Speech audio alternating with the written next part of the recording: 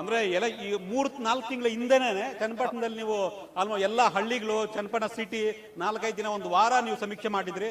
ಆಗ್ಲೂ ಕೂಡ ಯೋಗೇಶ್ವರ್ ಪರವಾಗಿತ್ತು. ಆಗ ಬಿಜೆಪಿಯಲ್ಲೇ ಇದ್ರು ಯೋಗೇಶ್ವರ್, ಪಕ್ಷವನ್ನ ಬದಲಾವಣೆ ಮಾಡಿರಲಿಲ್ಲ, ಬಿಜೆಪಿಯಲ್ಲೇ ಇದ್ರು. ಎಲ್ಲಾ ಕಡೆ ಯೋಗೇಶ್ವರ್ ಅನ್ನೋ ಮಾತು ಕೇಳಿ ಬರ್ತಾ ಇತ್ತು. ಯೋಗೇಶ್ವರ್ಗೆ ಯಾವುದೇ ಪಕ್ಷದಿಂದ ಅವ್ರು ನಿಂತ್ಕೊಂಡ್ರು ನಾವು ವೋಟ್ ಹಾಕ್ತಿವಿ, ಇಂಡಿಪೆಂಡೆಂಟ್ ನಿಂತ್ಕೊಂಡ್ರು ವೋಟ್ ಹಾಕ್ತಿವಿ, ಗೆಲ್ಲಿಸ್ತೀವಿ, ನಮ್ಗೆ ಯೋಗೇಶ್ವರ್ ಮುಖ್ಯ. ಯಾಕಂದ್ರೆ ಅವ್ರು ತ್ಯಾಗ ಮಾಡಿದ್ದಾರೆ. ಲೋಕಸಭಾ ಚುನಾವಣೆಯಲ್ಲಿ ಕುಮಾರಸ್ವಾಮಿಗಾಗಿ ಕೆಲಸ ಮಾಡಿದ್ದಾರೆ. ಕುಮಾರಸ್ವಾಮಿ ಜೊತೆಗೆ ಮಂಜುನಾಥ್ ಏನು ಆ ಕ್ಷೇತ್ರದಲ್ಲಿ ಬಿಜೆಪಿ ಎಂಪಿ ಆಗಿದ್ದಾರೆ, ಅವ್ರಿಗೋಸ್ಕರ ಕೆಲಸ ಮಾಡಿದ್ದಾರೆ. ಅವ್ರಿಗೆ ಟಿಕೆಟ್ ಕೊಡ್ಬೇಕು ಅನ್ನೋ ಒಂದು ಮಾತು ಕೇಳಿ ಬರ್ತಾ ಇತ್ತು. ಅದಾದ ನಂತರ ಚುನಾವಣೆ ಘೋಷಣೆ ಆಯ್ತು, ಬಿಜೆಪಿಯಿಂದ ಅವ್ರು ಹೊರಗಡೆ ಬಂದ್ರು, ಕಾಂಗ್ರೆಸ್ ಅಭ್ಯರ್ಥಿ ಆದ್ರು, ನಿಖಿಲ್ ಕುಮಾರಸ್ವಾಮಿ ಆದ್ರು ಅಭ್ಯರ್ಥಿ, ಜೆಡಿಎಸ್ ಅಭ್ಯರ್ಥಿ.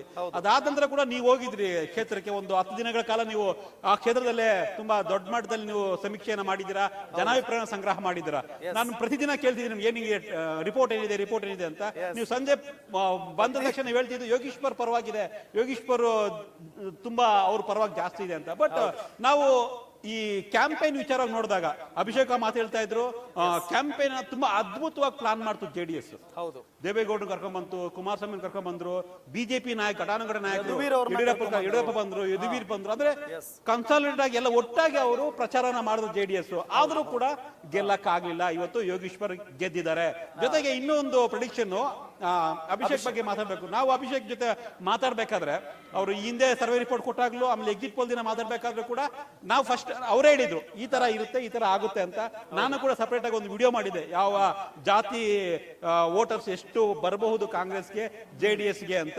ಸೊ ಅದು ಅವರ ರಿಪೋರ್ಟ್, ಅವ್ರು ಕೊಟ್ಟಂತಹ ರಿಪೋರ್ಟ್ ಅನ್ನೇ ನಾವು ಜಾತಿವಾರು ಸಮೀಕ್ಷೆಯನ್ನ ಮಾಡಿ ಜಾತಿವಾರು ವೋಟ್ ಯಾವ ಪಕ್ಷಕ್ಕೆ ಎಷ್ಟು ಬರಬಹುದು ಅನ್ನೋ ಮಾಹಿತಿಯನ್ನ ಕೊಟ್ಟಿದ್ವಿ. ಇವತ್ತು ನಾವು ಕೊಟ್ಟಂತ ಒಂದು ರಿಸಲ್ಟ್ ಏನಿದೆ ಅಂದ್ರೆ, ಚುನಾವಣೆಗೂ ಮುಂಚೆನೆ ಗ್ಯಾರಂಟಿ ನ್ಯೂಸ್ ಒಂದು ರಿಸಲ್ಟ್ ಕೊಟ್ಟಿತ್ತು, ಚನ್ನಪಟ್ಟಣ, ಶಿಗ್ಗಾವಿ ಮತ್ತೆ ಸಂಡೂರು, ಅದು ನಿಜ ಆಗಿದೆ. ಬೇರೆ ಎಲ್ಲೂ ಕೂಡ ಈ ರೀತಿಯ ರಿಸಲ್ಟ್ ಕೊಟ್ಟಿರಲಿಲ್ಲ. ಸೊ ಗ್ಯಾರಂಟಿ ನ್ಯೂಸ್ ಆ ಒಂದು ವಿಚಾರದಲ್ಲಿ ಇವತ್ತು ನಮ್ಮ ಒಂದು ಸರ್ವೆ, ನಮ್ಮ ಒಂದು ರಿಪೋರ್ಟ್ ಎಕ್ಸಾಕ್ಟ್ 100% ಆಕ್ಯುರೇಟ್ ಆಗಿದೆ ಅಂತ ಹೇಳ್ಬೋದು. ಸೊ ಅದಕ್ಕೆ ನಮ್ಮ ಜೊತೆ ಅಭಿಷೇಕ್ ಕೂಡ ಇದ್ದಾರೆ. ಥ್ಯಾಂಕ್ ಯು ಅಭಿಷೇಕ್, ಈ ಮಾಹಿತಿ ಜೊತೆಗೆ ನಮ್ಮ ಜೊತೆ ಇದ್ದಿದ್ದಕ್ಕೆ. ಸೊ ಇವತ್ತು ನಾವು ಕೊಟ್ಟಂತ ರಿಸಲ್ಟ್ ಇವು ಕರ್ನಾಟಕದಲ್ಲಿ ನಿಜ ಆಗಿದೆ. ಸೊ ನಮ್ಮ ಅದು ಬರೀ ಪ್ರೆಡಿಕ್ಷನ್ ಆಗಿರ್ಲಿಲ್ಲ, ಒಂದ್ ರೀತಿ ಹೆಮ್ಮೆ ಆಗುತ್ತೆ. ನಮ್ಮ ಗ್ಯಾರಂಟಿ ನ್ಯೂಸ್ ನ ಒಂದು ರಿಪೋರ್ಟ್ ವರದಿ ನಾವು ಕೊಟ್ಟಿದ್ದು ಕರೆಕ್ಟ್ ಆಗಿದೆ ಅಂತ. ಎಲ್ಲ ಗ್ಯಾರಂಟಿ ಏನ್ ಹೇಳಿದ್ರು ಕೂಡ ಗ್ಯಾರಂಟಿ ಆಗಿ ಹೇಳಿದೀವಿ. ಅದರಂತೆ ರಿಸಲ್ಟ್ ಕೂಡ ಈಗ ಎಲ್ಲರ ಕಣ್ಣ ಮುಂದಿದೆ. ಅದರಲ್ಲೂ ಚನ್ನಪಟ್ಟಣ ವಿಚಾರ ಸರ್ ಸಿಕ್ಕಾಪಟ್ಟೆ ಕುತೂಹಲ ಕೆರಳಿಸಿತ್ತು. ಅಂದ್ರೆ 50-50 ಅಂತ ಹೇಳ್ತಾ ಇದ್ರು. ಜೊತೆಗೆ ಈಗಾಗಲೇ ಬಂದಿದ್ದಂತ ರಿಸಲ್ಟ್ಗಳು ಕೂಡ ಎಕ್ಸಿಟ್ ಪೋಲ್ ನಲ್ಲಿ ಆಲ್ಮೋಸ್ಟ್ ಏನು ಜೆಡಿಎಸ್ ಅಭ್ಯರ್ಥಿಯ ಪರವಾಗಿನೇ ಇತ್ತು, NDA ಅಭ್ಯರ್ಥಿಯ ಪರವಾಗಿನೇ ಇತ್ತು. ಆ ಸಂದರ್ಭದಲ್ಲೂ ಕೂಡ ಅಭಿಷೇಕ್ ಅವರು ಹೇಳಿದ್ರು, ನನ್ನ ಪ್ರೆಡಿಕ್ಷನ್ ತಪ್ಪಾಗಲ್ಲ, ಖಂಡಿತವಾಗಿಯೂ 3 ಕ್ಷೇತ್ರಗಳಲ್ಲಿ ಕಾಂಗ್ರೆಸ್ ಗೆದ್ದೇ ಗೆಲ್ಲುತ್ತೆ ಅಂತ ಹೇಳಿ.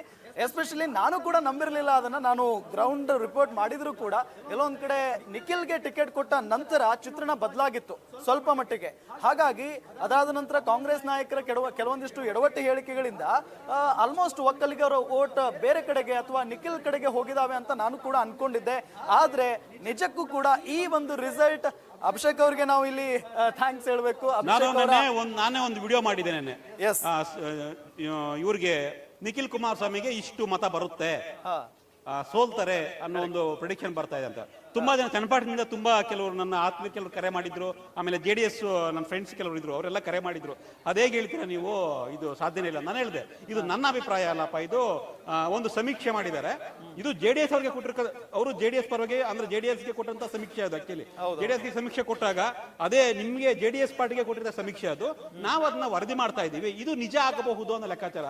ಬಟ್ ಆ ಒಂದು ವರದಿಯನ್ನು ನಾವು ಪ್ರಸಾರ ಮಾಡಿದಾಗ ತುಂಬಾ ಜನ ಫೋನ್ ಮಾಡಿ ನಿಮ್ಮ ನಿರೀಕ್ಷೆ ತಪ್ಪಾಗುತ್ತೆ, ಯಾವುದೇ ಕಾರಣಕ್ಕೂ ಸಾಧ್ಯನೇ ಇಲ್ಲ, ಮಿನಿಮಮ್ 5,000 ವೋಟಿಂದ ನಿಖಿಲ್ ಗೆದ್ದೇ ಗೆಲ್ತಾರೆ ಅನ್ನೋ ಒಂದು ಕೆಲವೊಂದಿಷ್ಟು ನನಗೆ ಚಾಲೆಂಜ್ ಹಾಕಿದ್ರು. ನನ್ನ ಹತ್ರ ಕಮೆಂಟ್ಸ್ ಎಲ್ಲ ಇದೆ, ನನಗೆ ಪರ್ಸನಲ್ ಆಗಿ ಕಮೆಂಟ್ಸ್ ಹಾಕಿದ್ರು, ಸುಳ್ಳಾಗುತ್ತೆ ನಿಮ್ಮ ವರದಿ, ನೋಡ್ತಾ ಇರಿ ಸತೀಶ್ ಅವರೇ ಅಂತ.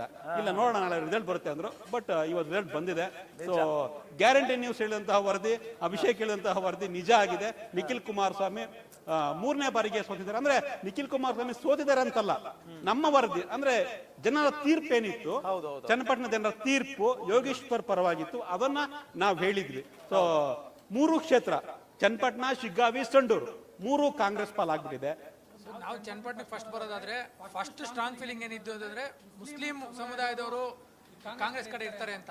ಆ ವರದಿ ಹೇಳ್ಬೋದಾ ನೀವು? ಈಗ ಇನ್ನೊಂದ್ಸಲ ನೀವು ಸಮೀಕ್ಷೆ ಮಾಡಿದ್ರಲ್ಲ, ಈಗ ಮುಸ್ಲಿಮ್ಸ್ ಎಷ್ಟು ಕ್ಯಾಟಗರಿ, ಜಾತಿವಾರು ಯಾವ ತರ ಜಾತಿವಾರ ನಾವು ಫಸ್ಟ್ ಬರೋದಾದ್ರೆ ಹೈಯೆಸ್ಟ್ ಪಾಪ್ಯುಲೇಷನ್ ಇದ್ದಿದ್ದು ಒಕ್ಕಲಿಗ ಸಮುದಾಯ ಆಲ್ಮೋಸ್ಟ್ ಅವ್ರು 1,06,000 ಆಗಿದ್ರು. ಪೋಲಿಂಗ್ 88% ಆಗಿದ್ರು ಅಂದ್ರೆ ಆಲ್ಮೋಸ್ಟ್ ನಿಮ್ಗೆ 94,000 ಬರುತ್ತೆ. ನಮ್ ಪ್ರೆಡಿಕ್ಷನ್ ಇದ್ದಿದ್ದು 2008ರಲ್ಲಿ ಹೇಳಿದ್ನಲ್ಲ, ದೇವೇಗೌಡರು ಸ್ಟ್ರಾಂಗೆಸ್ಟ್ ಆಗಿದ್ದು. ಅವ್ರು ಅದಕ್ಕಿಂತ ಸ್ಟ್ರಾಂಗೆಸ್ಟ್ ಇವಾಗಿಲ್ಲ. ಏಜ್ ಫ್ಯಾಕ್ಟರ್ ಆಗಿರೋದ್ರಿಂದ ಅವ್ರು ಸ್ವಲ್ಪ ಆಯಾಸ ಕಮ್ಮಿ ಆಗಿರೋದ್ರಿಂದ 2007ರಲ್ಲಿ ಅವರು ಸಿಎಂ ಆಗಿದ್ದಾಗಲಿ PM ಆಗಿದ್ದಾಗಲಿ ಎಷ್ಟು ವೋಟ್ ಶೇರ್ ಇತ್ತು ಅದಕ್ಕಿಂತೂ ಜಾಸ್ತಿ ಬರಕ್ ಚಾನ್ಸ್ ಇರ್ಲಿಲ್ಲ. ಸಕ್ರಿಯ ರಾಜಕಾರಣದಲ್ಲಿದ್ರು ಅವಾಗ. ಅದಕ್ಕಿಂತ ಜಾಸ್ತಿ ಅಂತೂ ನಿಖಿಲ್ ತಗೊಳಕ್ ಆಗದೇ ಇಲ್ಲ ಅನ್ನೋ ನನ್ಗೊಂದು ಗಟ್ ಫೀಲಿಂಗ್ ಇತ್ತು.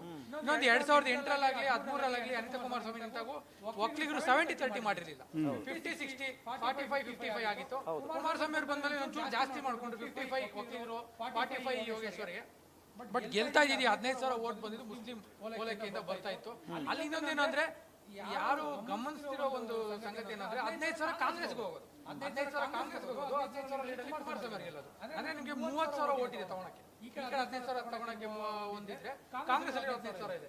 ಕಾಂಗ್ರೆಸ್ ಅಲ್ಲಿ 15,000 ಹಂಗೆ ಇರುತ್ತೆ. ಈ 15,000 ಹೋಗಿ ಅಲ್ಲಿ ಸೇರ್ಕೊಂಡಾಗ ಡಬಲ್ ಆಗುತ್ತೆ. 30,000 ಲೀಡ್ ಬರುತ್ತೆ ಅನ್ನೋದು ಒಂದು ನಮ್ಮ ಸರ್ವೇಲಿ ಇತ್ತು.